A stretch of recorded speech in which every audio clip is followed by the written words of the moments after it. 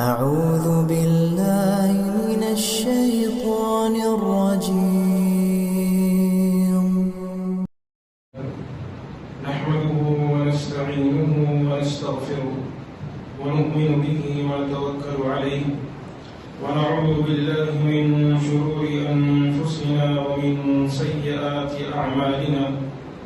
من يهده الله فلا مضل له ومن يضلله فلا هادي له، وأشهد أن لا إله إلا الله وحده لا شريك له، وأشهد أن محمدا عبده ورسوله. فقد قال الله تبارك وتعالى في القرآن المجيد والفرقان الحميد: أعوذ بالله السميع العليم من الشيطان الرجيم. بسم الله الرحمن الرحيم. يا أيها الذين آمنوا اتقوا الله حق تقاته ولا تموتن إلا وأنتم مسلمون. يا أيها الناس اتقوا ربكم الذي خلقكم من نفس واحدة وخلق منها زوجها وبث منهما رجالا كثيرا ونساء واتقوا الله الذي تساءلون به والأرحام إن الله كان عليكم رقيبا. يا أيها الذين آمنوا اتقوا الله وقولوا قولا سديدا يصلح لكم أعمالكم ويغفر لكم ذنوبكم، ومن يطع الله ورسوله فقد فاز فوزا عظيما.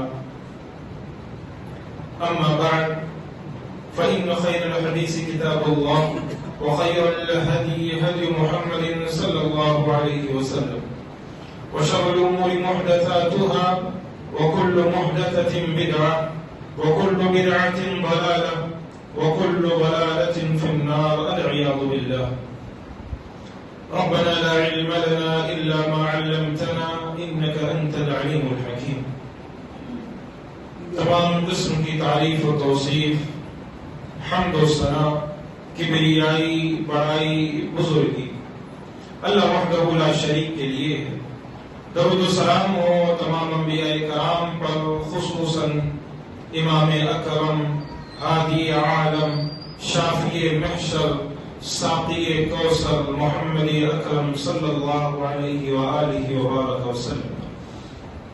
اور سامعین کرام، اللہ تبارک و تعالی نے آدم علیہ السلام سے لے کر محمد الرسول اللہ صلی اللہ علیہ وآلہ وسلم تک نبیوں کے اس سلسلے میں، رسولوں کے اس سلسلے میں ایک چیز جو ہمیشہ سے چلی آ رہی تھی، وہ چیز یہ تھی کہ فطری طور پر اللہ تبارک و تعالی نے انسانوں کے اندر ایسی چیز رکھی ہے کہ جس کی وجہ سے انسان اس کی جانب بڑھتا ہے، اسے کہا جاتا ہے شادی، نکاح۔ فطری طور پر اللہ تبارک و تعالی نے انسان کے اندر عورتوں کی جانب ان کا رجحان بڑھنا، یہ فطری ہے۔ اور اگر اس کو شرعی طریقے سے اپنایا جائے تو شادی کہا جاتا ہے، اور غیر شرعی طور پر گناہ کے ذریعے، حرام کاری کے ذریعے اپنایا جائے تو زناکاری کہا جاتا ہے۔ اور اسلام نے شادی کو اس لیے جائز قرار نہیں دیا کہ صرف اس شادی کے اندر ڈھول تاشے، گانے بجانے بجیں یا خوشیوں کا ایک موقع بنے، نہیں۔ شادی کا مطلب یہ ہے کہ یہاں سے ایک نئی نسل کی اب شروعات ہوگی، یہاں سے ایک نیا خاندان، ایک نیا قبیلہ، ایک نئی قوم بنے گی، یہاں سے ایک نئے لوگ پیدا ہوں گے، یہاں سے ایک نئی نسل نکلے گی جو آنے والے لوگوں کے اندر، جو آنے والے لوگوں کو اگر اسلام پر رہے گی تو دین اسلام پھیلائے گی، اور اگر گناہ کاری کی جانب، غلط کام کی جانب وہ رہے گی تو آنے والی جو ہے قوم کو وہ گناہ کی جانب لے کر جائے گی۔ اسی لیے تو کہا جاتا ہے کہ والد اسلام نے کیا کہا، شادی سے قبل تم دیکھو کہ لڑکی اور لڑکا دونوں دیندار ہونے چاہیے۔ کیوں؟ اسلام نے کیوں یہ شرط لگائی کہ دونوں دیندار ہونے چاہیے؟ کیونکہ ان دونوں سے جب آنے والی قوم پیدا ہوگی تو ان دونوں کے ذریعے سے آنے والی قوم بہتر بنے گی، اچھی بنے گی۔ اور اگر یہ دونوں گناہ میں ملوث رہیں گے، یہ دونوں دیندار نہیں رہیں گے، دونوں میں سے کوئی ایک غیر دیندار رہے گا، گناہوں کے کام کرے گا، حرام کام کرے گا، تو آنے والی نسل بھی جو ہے خراب ہو جاتی۔ اسی لیے اسلام نے شادی کے اوپر زور دیا۔ شادی اور ایک ایسی چیز ہے جس کے بغیر یہ دنیا چلنا ناممکن ہے۔ اگر اس دنیا کے اندر سے عورت کو ہٹا دیا جائے، عورت جیسی چیز کو ختم کر دیا جائے، یہ دنیا رک جائے گی، دنیا نہیں چل پائے گی۔ لوگ مر جائیں گے، لوگوں کے ذہنوں کے اندر ٹینشن، لوگوں کے دل و دماغ خراب ہو جائیں گے۔ اسلام نے اتنا پیارا جو ہے راستہ انسان کو دیا، اسلام نے پیارا طریقہ انسان کو دیا کہ ایک عورت کے ذریعے سے انسان کے ذہن کو سکون پہنچتا ہے، انسان کے دل کو تسلی پہنچتی ہے۔ یہی وہ عورت ہوتی ہے جو اس کو مصیبت پریشانی میں سہارا بنتی ہے، جو تکالیف کے موقع پر اس کو سہارا دیتی ہے۔ بھول گئے کیا جب نبی کریم صلی اللہ علیہ وسلم کو جبرائیل امین آئے تھے، کہا تھا اقرا، اللہ کے نبی پڑھیے، اللہ کے نبی کو گلے سے لگایا، دبوچا اللہ کے نبی کو، کہا پھر اللہ کے نبی پڑھیے اللہ کے نبی۔ تو اللہ کے نبی کریم صلی اللہ علیہ وسلم نے کہا ما انا بقاری، مجھ کو پڑھنا نہیں آتا، میں پڑھا لکھا نہیں ہوں۔ فرشتے نے کہا اقرا بسم ربک الذی خلق، اپنے رب کے نام سے پڑھیے جس نے آپ کو پیدا کیا۔ اس کے بعد اللہ کے نبی کریم صلی اللہ علیہ وسلم جب گھر پہنچے تو ڈر اور خوف کے مارے کیا کہہ رہے تھے؟ خدیجہ مجھے کمبل اڑا دو، خدیجہ مجھے کمبل اڑا دو، خدیجہ مجھے کمبل اڑا دو۔ پوچھا ہے حبیب کبریا، اے میرے سرتاج، اے میرے آقا، آپ کو ہوا کیا ہے؟ کس وجہ سے آپ ایسے الفاظ کہہ رہے ہیں؟ کہا آج میں نے کچھ غیر چیزیں دیکھ لی، ایسی چیز جو آج سے قبل میری زندگی میں نہیں ہوئی تھی۔ اللہ اکبر! انہوں نے گھبرایا نہیں، ڈرایا نہیں کہ تم تو برباد ہو جاؤ گے، تمہارے ساتھ پتہ نہیں کیا ہوا۔ کہا واللہ، اللہ کی قسم، اللہ کے نبی کریم صلی اللہ علیہ وسلم کو کہا اللہ کی قسم ہے میرے سرتاج، اللہ آپ کو کبھی ضائع نہیں کرے گا۔ تسلی دینے والی کون تھی؟ ایک عورت ذات تھی۔ اسی لیے نبی کریم صلی اللہ علیہ وسلم پوری زندگی کہا کرتے تھے، جب پوری دنیا، جب مکہ کے لوگ مجھے مارتے تھے، میری بیوی گھر پہنچتا تھا تو اپنے دوپٹے کے کپڑے پھاڑ کر میرے سروں پر اور میرے زخموں پر باندھا کرتی تھی۔ عورت ذات یہ ہوتی ہے۔ اسلام نے عورت کی قدر یہ دکھلائی۔ اسلام آنے سے قبل جانتے ہو اسلام جب نہیں آیا تھا عورت کے ساتھ کیا تصور کیا جائے، اسے کیا سمجھا جاتا تھا، اس کے ساتھ کیا طریقہ اپنایا جائے، لوگ اپناتے تھے۔ اسلام آنے سے قبل لوگ اپنے گھروں میں اگر بیٹی پیدا ہو جائے اس کو زندہ دفن کر دیا کرتے تھے کہ میری بیٹی جو ہے ہمارے لیے ناسور بن جائے۔ بیٹی کی پیدائش کو عرب کے لوگ اپنے لیے ناسور سمجھتے تھے، برا سمجھتے تھے، پیدا ہوتے ہی زندہ دفن کر دیا کرتے تھے۔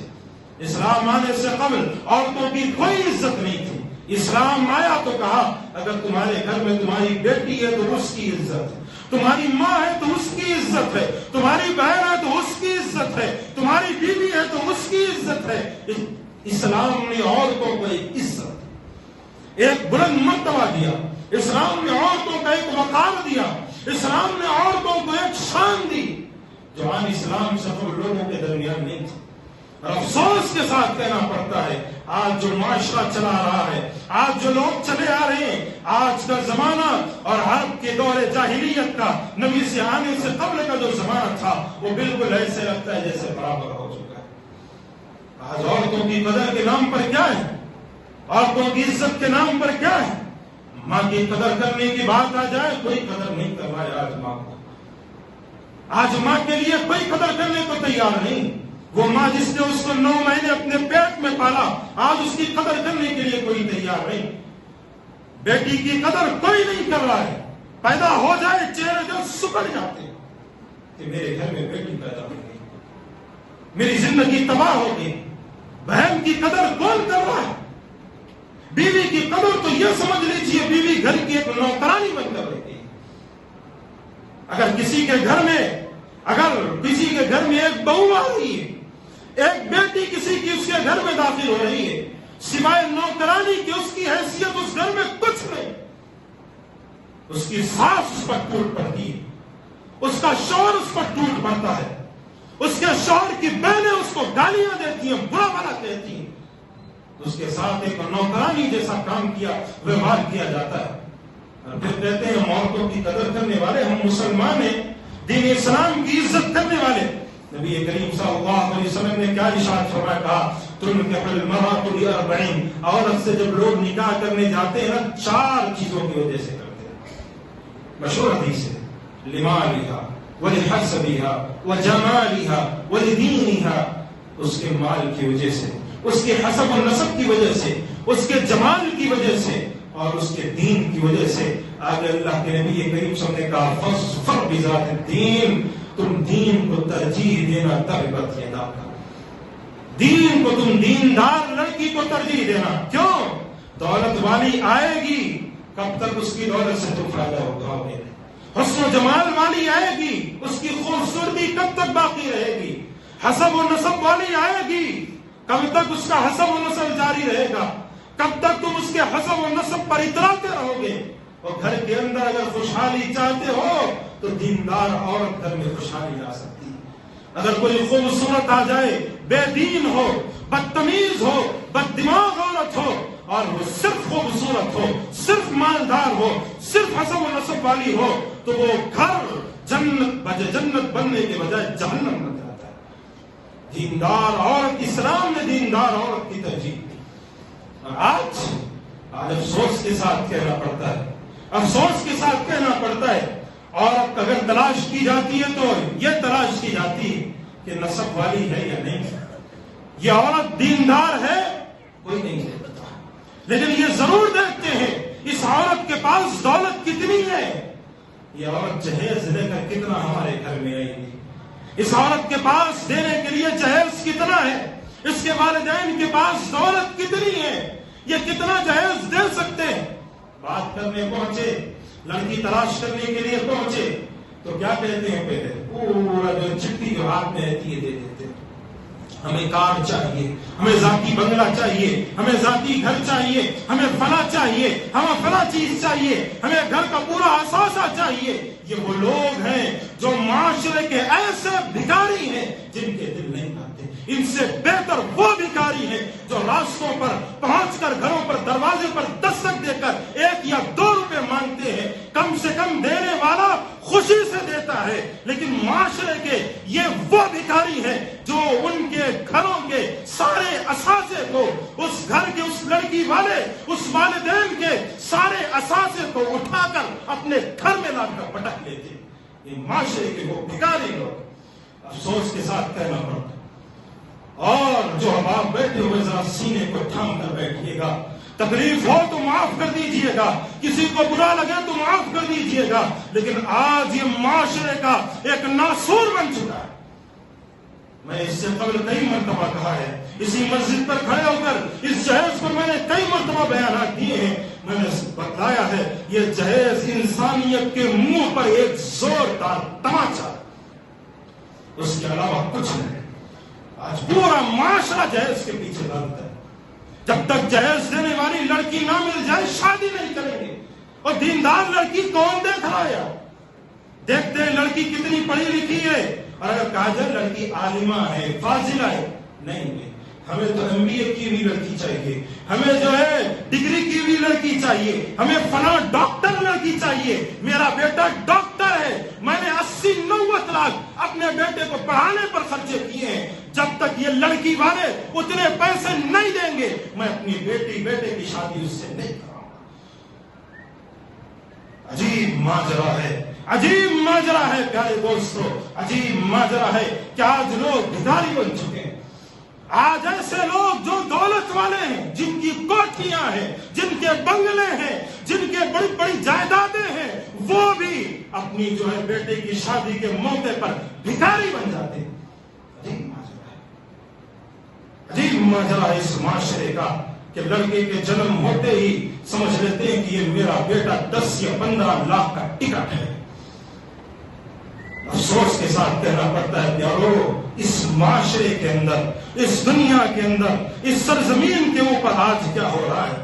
واقعات آپ کی نگاہوں کے سامنے ہیں. کتنی لڑکیوں نے آج اسی معاشرے کے اندر خودکشی کر لی، کتنی لڑکیوں نے جہیز نہ ملنے کی وجہ سے اپنی جان کا نذرانہ پیش کر دیا، کتنی لڑکیوں نے جہیز نہ ہونے کی وجہ سے گلے میں پھانسی کے پھندے کو گلے کا ہار سمجھ کر لٹک گئی.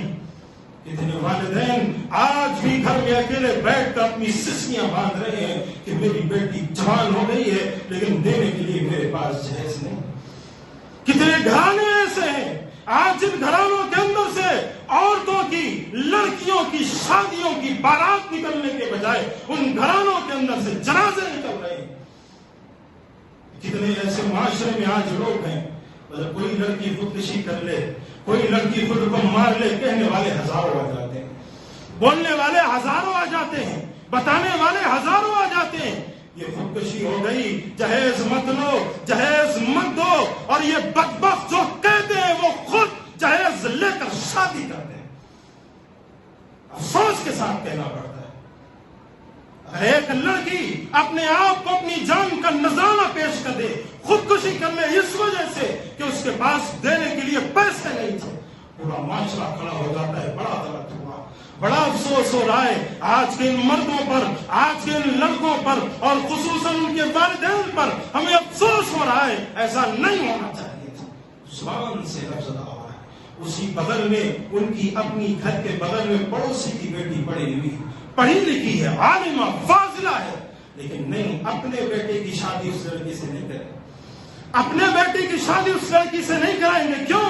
کیونکہ یہ پڑوس میں نا، یہ دولت کتنی لے کر آئے گی، پیسہ کتنا لے کر آئے گی، تلاش کرتے ہیں پیسے کا، اور پھر کہتے ہیں بھائی جہیز نہیں لینا چاہیے.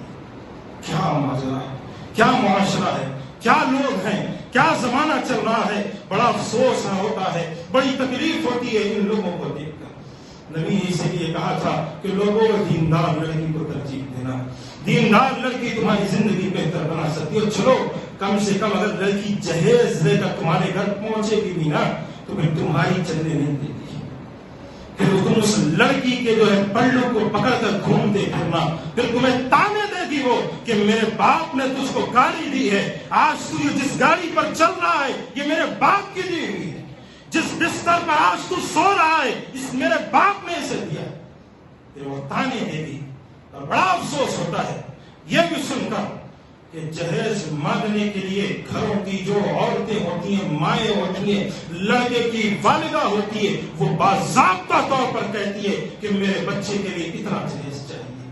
اور چلو ایک مرد مانگتا ہے تو یہ سمجھ سکتا ہوں، اس کو پتا نہیں ہے لڑکی کی کیا تکلیف ہوتی ہے، لیکن ایک عورت ذات ہو کر ایک عورت ذات کو تکلیف دیتے ہو، تمہیں شرم نہیں آتی؟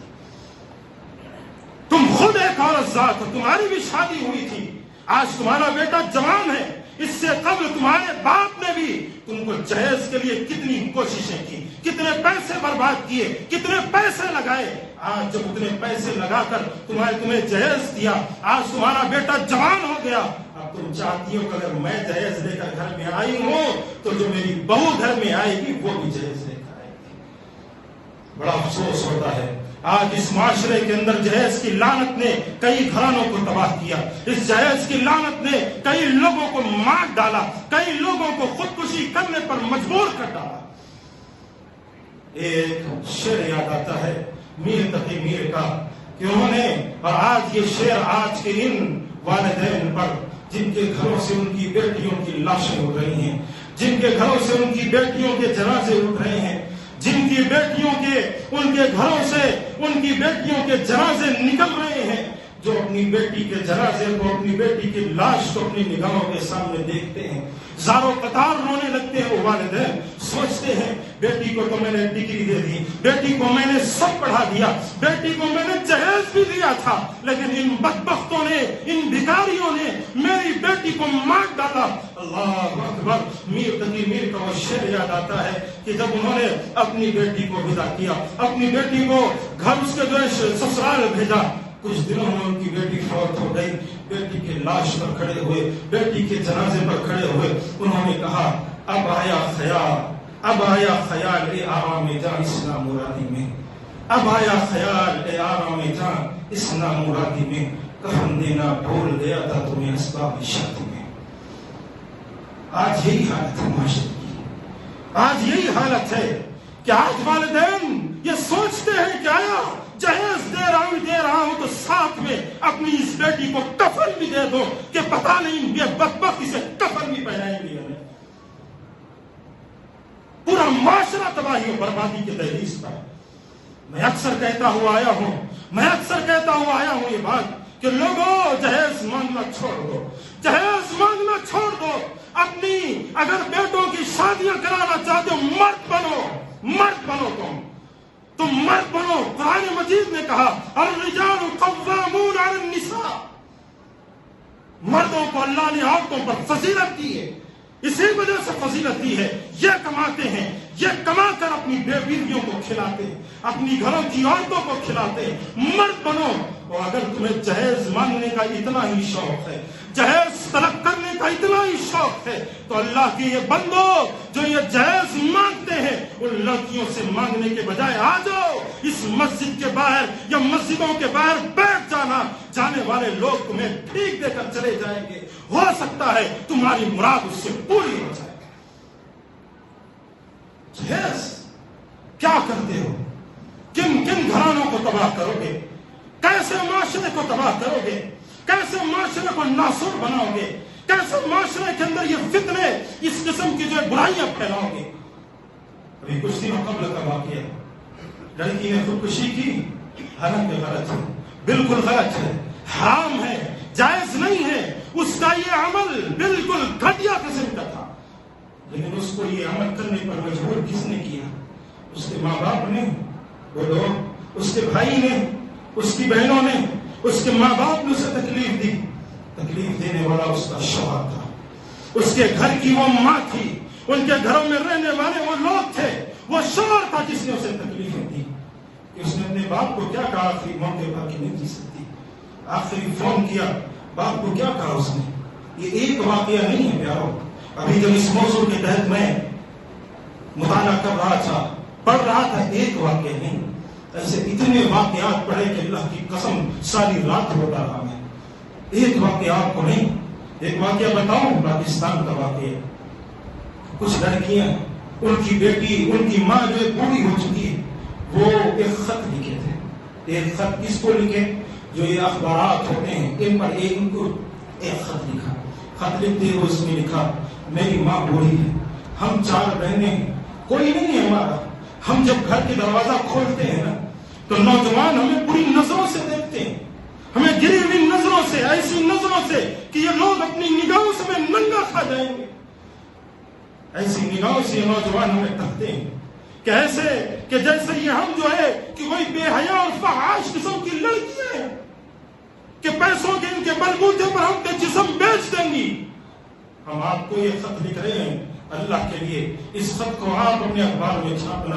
اور آخر میں لکھا، کہا اس خط کو آپ یہ مت سمجھنا کہ یہ لال سیاہی سے لکھی، ہم 4 بہنوں نے اپنے خون کے ذریعے سے اس خط کو لکھا۔ ایسے واقعات بے شمار، کتنے بتاؤں آپ کو، کتنی عورتوں نے اپنے جنازے نکالے، کتنی عورتیں مر گئی، ایسے بے شمار واقعات ہیں۔ کیوں؟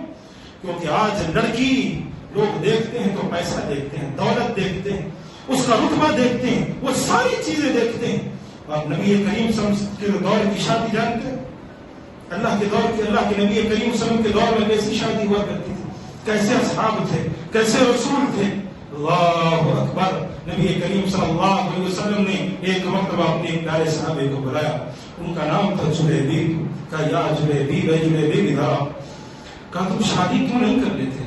کہا اللہ کے نبی وہ بدصورت ہوں، چہرہ خوبصورت نہیں ہے، نہ میرے پاس مال ہے، نہ میرے پاس دولت ہے، نہ میرے پاس پیسے ہیں، کون مجھ سے شادی کرے گا؟ کون مجھے لڑکی دے گا؟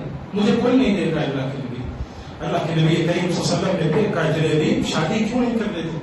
کہا اللہ کے نبی کچھ نہیں ہے میرے پاس، خوبصورتی نہیں ہے، دولت نہیں ہے، پیسے نہیں ہے، شادی کون کرے گا مجھ سے؟ اللہ کے نبی نے پھر کہا جلیبیب شادی کیوں نہیں کر لیتے؟ پھر انہوں نے یہی الفاظ دہرائے۔ اللہ کے نبی نے کہا اے جلیبیب جاؤ فلاں انصاری گھر میں جاؤ، فلاں انصاری گھرانے میں جانا اور انہیں کہنا کہ نبیوں کے امام نے تمہیں سلام سنایا، اللہ کے نبی نے تمہیں سلام سنایا ہے، اور ساتھ میں ان سے کہنا کہ اپنی بیٹی کی شادی تم سے کرا دیں۔ اللہ اکبر۔ وہ گئے صاحب، وہ صحابی گئے، دروازے کو دستک دی، اندر سے آواز آئی، کون؟ کہا میں جلیبیب ہوں۔ کہا میں نہیں پہچانتا، ہم نہیں پہچانتے آپ کون ہیں، ہمیں نہیں پتا آپ کون ہیں۔ والد باہر نکلا، دروازہ کھولا، پوچھا کیا وجہ ہے؟ کہا اللہ کے نبی کریم صلی اللہ علیہ وسلم نے آپ کو سلام سنایا۔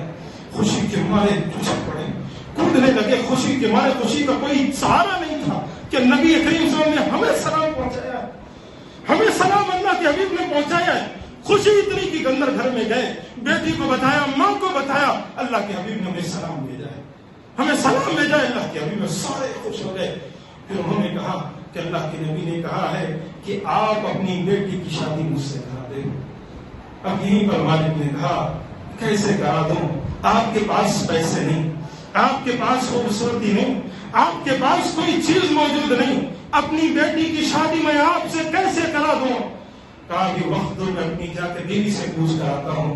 گئے، اس لڑکی کی ماں سے بات کی، ایسے ایسی بات ہے، اللہ اکبر، بغل میں لڑکی بیٹھی ہوئی تھی، بغل میں جو لڑکی تھی وہ بیٹھی ہوئی تھی، اس نے یہ سارا ماجرا سنا، یہ ساری چیزیں سنی، تو بغل میں لڑکی نے کہا کہ جو لڑکی بیٹھی ہوئی تھی اس نے سارا ماجرا سننے کے بعد اپنی والدین سے با پردہ نگاہوں کو نیچے کرتے ہوئے کہا کہ کیا تم نبی کے فرمان کی مخالفت کرنا چاہتے ہو؟ یہ گھرانہ ہوتا ہے۔ اس لڑکی نے کہا کیا تم نبی کے فرمان کی مخالفت کرنا چاہتے ہو؟ اللہ کے نبی نے کہا ہے میری شادی اس صحابی سے ہونی چاہیے، اس شخص سے ہونی چاہیے، تو تم کیوں نہیں کرا دیتے؟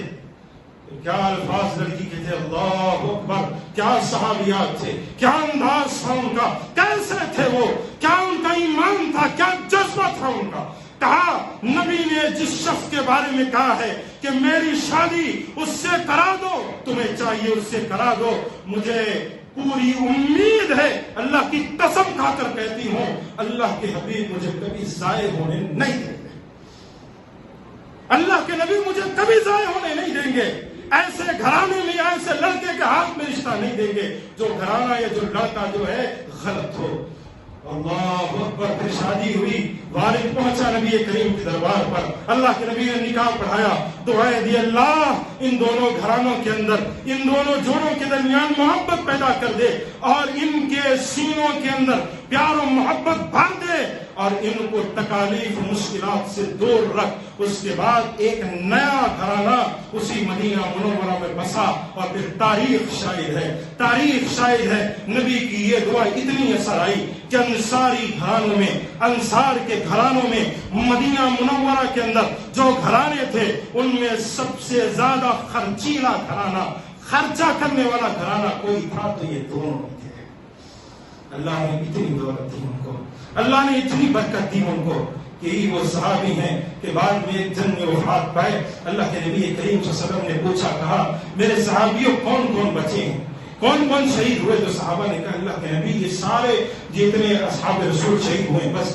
اللہ کے نبی نے کہا میرا جلیبیب نظر نہیں آ رہا، میرا جلیبیب مجھے نظر نہیں آ رہا ہے، مجھے بلاؤ کہاں ہے وہ؟ تلاش کیا گیا تو دیکھا گیا جلیبیب شہید ہوئے ہیں، اور ان کے بغل میں تقریباً 7 مشرکوں کو انہوں نے جہنم نصیب کر دیا تھا۔ اللہ کے نبی کریم صلی اللہ علیہ وسلم پہنچے ان کے پاس، بذات خود اپنے دونوں ہاتھوں سے اکیلے ہی جلیبیب کو اٹھایا اور قبر میں لے جایا۔ وہ پیارو، شادی یہ ہوتی ہے، شادی ایسی ہوتی ہے، شادی اسے کہتے ہیں، پیار و محبت والی شادی اسے کہتے ہیں۔ یہ میں نے ایک رخ دکھلایا آپ کو جو ہے اس کا، اور دوسرا رخ آپ کو بتلا دوں، وقت تھوڑا کم ہے، مختصر انداز سے آپ کو بتلا دوں۔ یہ پہلا رخ تھا شادی کا کہ لوگ لڑکی کو دیکھنے جاتے ہیں تو ساتھ میں جہیز لے کر آتے ہیں، اور ساتھ میں میری ماں اور بہنوں سے کہنا چاہتا ہوں کہ تم بھی اپنی بیٹیوں کی شادی کراتی ہو تو تم جو ہے ایسے شخص کو نہیں دیکھتے جو علم والا ہو، جو دیندار ہو، جو قرآن سنت پر عمل کرنے والا ہو. تم بھی تلاش کرتے ہو کوئی 1 کروڑ 10 لاکھ 15 لاکھ 20 لاکھ کمانے والا بچہ مل جائے، ایسا گھرانہ مل جائے جس کی فیملی چھوٹی ہو، ایسا گھرانہ مل جائے جس کے والدین اگر نہ ہو تو بہت ہی بہتر ہے، ایسا گھرانہ مل جائے جہاں میری بچی اپنے شوہر کے ساتھ الگ رہ سکے. ایسے خاندان والوں سے کہنا چاہتا ہوں، ایسے لڑکی والوں سے کہنا چاہتا ہوں، تمہارے اسی بیہودہ عمل کی وجہ سے، تمہارے اسی غلط رویے کی وجہ سے، تمہارے اسی تلاش کی وجہ سے، تمہارے اسی غلط چیزوں کی تلاش کی وجہ سے ہو سکتا ہے تمہاری یہ بچی موت کے گھاٹ اتر جائے، اور اس کے ذمہ دار وہ شوہر ہونے کے بجائے تم خود ہے کہ تم نے تلاش کیا کیا اپنی بچی کے لیے. آج دیندار لڑکے، قرآن سنت پر عمل کرنے والے لڑکے کتنے بڑے پڑے. ایسے واقعات میں بے تحاشا سنتا ہوں، ایسے واقعات بے تحاشا دیکھتا ہوں. کوئی اگر اللہ والا فون کر دیا کہ مجھے آپ کی لڑکی سے شادی کرنی ہے، سیدھا سوال یہ کتنا کماتے ہو؟ اگر 50,000 سے زیادہ کماتے ہو تب لڑکی دیں گے، 50,000 کے کم ہے نہیں، آپ کو ہم لڑکی نہیں دیں گے. دولت کے ترازو پر جب تم اپنی بچیوں کو تولنے لگ جاؤ گے نا تو اسی دن سے تمہاری یہ بچیاں قتل کی جانب اور یہ تمہاری بچیاں خودکشی کی جانب بڑھنے لگ جاتی ہیں، موت کی جانب جانے لگ جاتی ہیں. تم اپنی بچیوں کو دولت کے ترازو پر مت تولو، ایمان کے ترازو پر تولو. ہو سکتا ہے تمہارا داماد ذرا کم پیسے کماتا ہو سکتا ہے تمہارا داماد 15 20 30 ہزار کماتا ہو، لاکھ نہ کماتا ہو سکتا ہے تمہارے داماد کے پاس جو گھر ہو وہ گھر بالکل صاف و ستھرا نہ ہو، محل نہ ہو، بلڈنگیں نہ ہو، لیکن یہ ہو سکتا ہے جس گھر میں دولت والے گھر میں تم اپنی بیٹی دے رہے ہو وہاں تمہاری بیٹی خوش رہنے کے بجائے یہاں تمہاری بیٹی خوش رہ سکتی ہے. فرق صاف ہے، فرق صاف ہے. غلطی دونوں جانب سے ہے. جہیز رہنے والے یہ بھی غلط اور لڑکی دینے والے جو صاحب دولت کو تلاش کرتے ہیں، دولت والوں کو دیکھتے ہیں، یہ بھی غلط ہے. یہ دونوں چیزیں غلط ہیں دونوں طرف سے. اس سے پہلے میں نے ایک مثال دے کر آپ کو سمجھایا تھا کہ معاشرہ کیسے جو ہے دھیرے دھیرے تباہی کی جانب بڑھ رہا، کیسے لوگوں کے نظریات تبدیل ہو رہے ہیں. پھر سے وہ مثال دے دوں آپ کو. یہ مثال یہ تھی کہ آج کل لوگوں کی سوچ و ذہن، ان کی فکر دیکھی کہ لڑکی جب آتی ہے گھر میں نا، بہو بن کر آتی، اگر اس ساس سے پوچھو، جو ساس ہے اس سے پوچھو، یا پھر جو سسر ہے اس سے پوچھو، یا پھر اس گھر میں جو بیٹیاں ہیں شوہر کی بہنیں ہیں جو، اس سے پوچھو تو کیا کہتی ہیں؟ یہ کہتی ہیں ہمارا بچہ تو جوڑ کا غلام بن کر رہ گیا. یہی ہے یا نہیں؟ عورتوں کے اندر یہ بولا جاتا ہے یا نہیں کہ ہمارا بچہ جوڑوں کا غلام بن کر رہ گیا. جب دیکھو جب بیوی کے پیچھے ہمیں کچھ نہیں دیتا، جتنی سیلری کماتا ہے پوری بیوی کے ہاتھ کو لا کر دے دیتا، ہمیں پوچھتا تک نہیں، ہمیں 1 روپیہ نہیں دیتا، وہ جوڑوں کا غلام بن گیا. کیوں کہہ رہے ہیں؟ گھر میں ایک بہو آئی ہے اور یہی ان کے گھر کی ایک بیٹی کسی کے پاس چلی جائے نا تو اپنی بیٹی کو کیا نصیحت کرتے ہیں؟ کہتے ہیں اپنے شوہر کو اپنے قابو میں رکھنا. یہ دوہرا ہے یا نہیں؟ ایک جانب آپ کے گھر میں آپ کی بہو آئی تو اس کو یہ کہہ دیا کہ تمہاری بہو ایسی ہو گئی کہ تمہاری بہو نے تمہارے بیٹے کو اپنے قبضے میں کر لیا، اور اسی گھر سے ایک بیٹی کسی دوسرے گھر میں جاتی ہے تو تم ہی اپنی بیٹی کو یہ نصیحت کرتے ہو کہ وہاں جانے کے بعد ساس کے ہاتھ میں پیسے مت جانے دینا. ساس اگر پیسے اپنے بیٹے کے لے لے گی تجھے کچھ نہیں ملے گا. اپنی وہاں اس کی جو بہنیں ہوگی نا اس سے زیادہ جو قریبی تعلقات مت بڑھانا، اس سے زیادہ میل جول مت رکھنا، اور اپنے شوہر کو اس کی ماں سے اس کی بہنوں سے دور رکھنا. کیا دوہرا نظریہ ہے معاشرے کا؟ یہ دوہرا نظریہ ہے جس کی وجہ سے معاشرے میں تباہی. اگر گھر میں آنے والی وہ بہو، اس کو گھر میں ایک بیٹی سمجھا جاتا، اس کو گھر میں یہ سمجھا جاتا، گھر میں رہنے والی وہ بہنیں یہ سمجھتی کہ میرے گھر کے اندر میری ایک بہن کا اضافہ ہوا ہے، نہ کہ ایک بھابھی اسے سمجھتی. گھر میں آنے والی بیٹی کو وہ ساس یہ سمجھتی کہ میرے گھر میں ایک بہو نہیں آئی، میری اپنی بیٹی آئی ہے. اللہ کی قسم گھر سے لڑائی جھگڑے سارے ختم ہو جاتے. لیکن آج معاشرے میں الگ الگ نظریوں سے لوگ دیکھتے ہیں. الگ الگ نظریوں سے، اور اس کے اندر سب سے بڑا کردار ہماری گھروں کی عورتوں کا ہوتا ہے۔ دباؤ ڈالا جاتا ہے مردوں پر، مردوں کو دباؤ ڈالا جاتا ہے کہ فلاں کے پاس تم شادی کر رہے ہو اتنا لے کر آؤ، گھر میں بہو آ جائے اس پر دباؤ، کیا لے کر آئی تم کیا لے کر آئے؟ جب میں آئی تھی اپنے اس گھر کے اندر، تمہارے یہ جو سسرے ہیں نا، ان کے ساتھ جب میری شادی ہوئی تھی تو میرے والد نے 10 لاکھ 20 لاکھ اس دور میں جہیز دیا تھا، اتنا پیسہ لے کر آئی، تم کیا لے کر آئی ہو؟ 1 لاکھ 2 لاکھ روپے بس۔ کیا افسوس ہے معاشرے کا، کیا زمانہ ہے یہ، ایک ماں 2 نظریے، ایک ماں اپنے بیٹے کے لیے اپنی جان سے زیادہ پیاری، اور وہی ماں گھر میں اسی بیٹے کی بیوی کے لیے شیطان بن چکی ہے۔ کیا معاشرہ چلتا ہے۔ اور اس کے اندر ایک اور آپ کو چیز بتا دوں، ایک اور آخری چیز اور آخری مسئلہ آپ کے سامنے واضح کر دوں، اور خصوصاً ان مردوں کے لیے واضح کر دوں جو آج بھی اس خوش فہمی میں مبتلا ہیں کہ شادی کا مطلب یہ ہے کہ 10 لاکھ کا فنکشن ہال ہونا چاہیے، کم سے کم 10 قسم کے دن اس کے اندر بالکل چکن مٹن نہ جانے سب کچھ ہونا چاہیے، بریانی کے الگ الگ اقسام ہونے چاہیے، میٹھے الگ الگ ہونے چاہیے، اور ہم جس گدی پر بیٹھے شادی کے موقع پر اس کے پیچھے سجاوٹ خوبصورت ہونی چاہیے، جو میری شیروانی ہے وہ 1 لاکھ کی ہونی چاہیے، میری بیوی جو جوڑا پہن کر آئے وہ بھی 1 سے 2 لاکھ کا ہونا چاہیے۔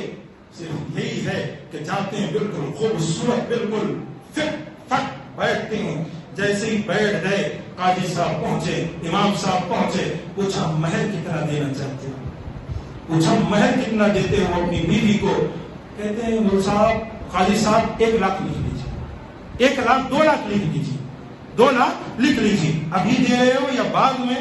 مہر معجل یا مہر معجل، آئین کے ساتھ معجل آتا ہے، اس کا مطلب یہ ہوا کہ آپ جو ہے ابھی دے، معجل یعنی تاخیر سے دے رہے ہو۔ تو کہتے ہیں مہر معجل یعنی ابھی دے رہے ہو یا بعد میں دو گے؟ کہتے ہیں قرضہ کر دیجیے مول صاحب، قاضی صاحب قرضہ کر دیجیے، بعد میں اپنی بیوی کو دوں گا۔ کتنا بولا آپ کو؟ 1 لاکھ آپ نے بولا، 2 لاکھ آپ نے بولا، کیوں؟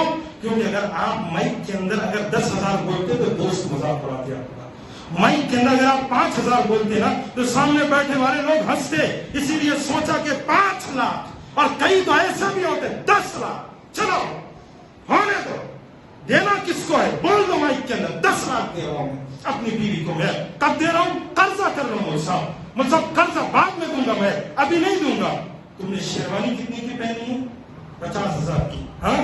اگر وہ 25,000 کی پہن کر 25,000 اپنی بیوی کو دیتے، کچھ تمہاری عزت گھٹ جاتی؟ شادی خانہ کتنے کا ہے؟ 10 لاکھ کا ہے، اگر وہ 5 لاکھ کا کر کے 5 لاکھ اپنی بیوی کو مہر دیتے، تمہاری عزت گھٹ جاتی؟ اور شادی خانہ 10 لاکھ کا ہونا چاہیے، اور شادی واقعی نہیں ہوئی اگر تم نے مہر دیا ہی نہیں۔ بات تو یہ ہے نا، تم نے شادی بالکل یہی ہوا، سب کچھ کر لیا، جتنی چیزیں ہو سکتی ہیں کر لی، شادی خانہ کھانا پینا سب کر لیا، مہر دینے کی باری آئی مہر ہی نہیں دیا، شادی نہیں ہوئی آپ کی، شادی ہی نہیں ہوئی۔ جب آپ مہر نہ دیں شادی نہیں۔ اور ان لوگوں کو کہنا چاہتا ہوں جو کہتے ہیں تاخیر سے مہر صاحب دے سکتے ہیں نا، اس میں کیا ہے؟ کئی ایسے فون کالز مجھ کو ذاتی طور پر آتے ہیں، لوگ کہتے ہیں، عورتیں فون کرتی ہیں یا مرد فون کرتے ہیں، کہتے ہیں مول صاحب اگر بیوی مہر معاف کرتی ہے تو جائز ہے؟ ہاں، بیوی مہر معاف کرتی ہے تو جائز ہے، کیوں؟ پتا ہے مہر وہاں بیٹھ کر اوقات سے زیادہ بول دیا تھا، اب دینے کی ہمت نہیں ہے، اب بیوی کو کہتے ہیں معاف کر دو مہر، بیوی کو مہر معاف کراتے ہو، بیوی کو مہر معاف کروا کر سمجھتا ہوں کئی ایسے جن کی زندگیاں بیت جاتی ہیں بیوی کو مہر نہیں دیتے۔ اللہ کے بندوں مہر دے دینا، شادی کرا رہے ہو اپنے بیٹوں کی، اپنی بیٹیوں کی، یا پھر اپنے گھروں کے اندر شادی کروا رہے ہو، اللہ کے پیاروں مہر دو اسی وقت مہر دو، اور مہر بالکل اچھی طریقے سے دینا چاہیے۔ اور ان جہیز خوروں سے کہنا چاہتا ہوں جو جہیز لیتے ہیں میں ان کو اجازت دیتا ہوں جاؤ جہیز لو، اگر 10 لاکھ کا تم جہیز لے رہے ہو 10 لاکھ کا مہر اپنی بیوی کو دے دینا، جہیز لے سکتے ہو تم، بس صاف بات ہے۔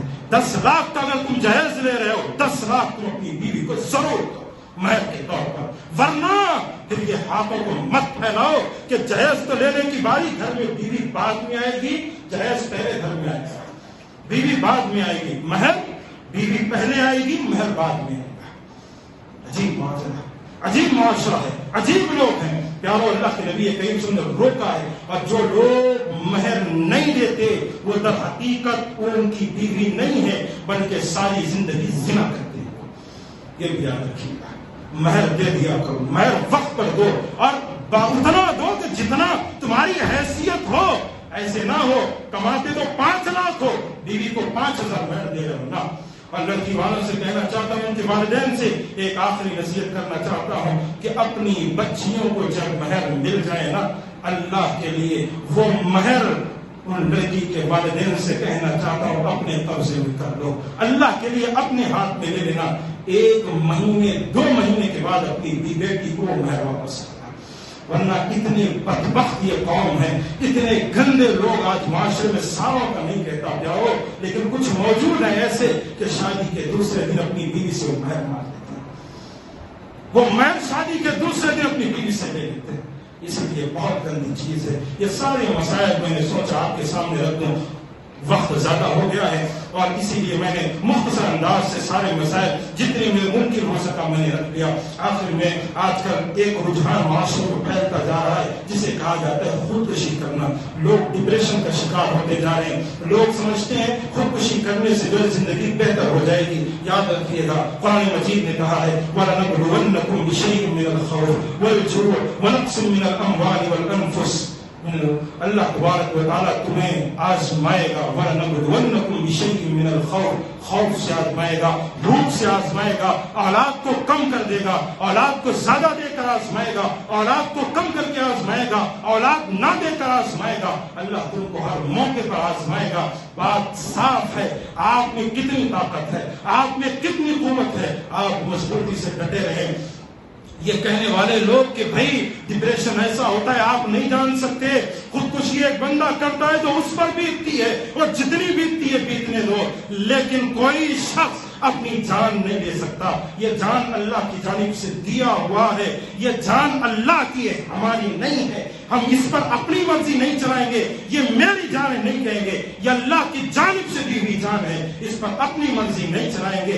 ہمیں رہنا ہے اس معاشرے کے اندر، بالکل ہی اس معاشرے کے اندر تکلیفیں آئیں گی، مصیبتیں آئیں گی، لیکن پیارو اگر ڈٹ کر مقابلہ کرو گے، اگر سارے لوگ مل کر مقابلہ کرو گے، ہمت کے ساتھ ڈٹ جاؤ گے، چاہے وہ ہماری بہنیں ہوں، چاہے وہ ہماری مائیں ہوں، چاہے وہ ہماری گھروں کی بیٹیاں ہوں، چاہے ہمارے نوجوان بھائی ہوں، چاہے والدین ہو، چاہے کوئی بھی ہو، اگر ڈٹ کر مقابلہ کریں گے، ہمت کے ساتھ جمے رہیں گے تو اللہ نے وعدہ کیا ہے کہ اس دنیا کے اندر تم ایمان پر ثابت قدمی سے ڈٹے رہو۔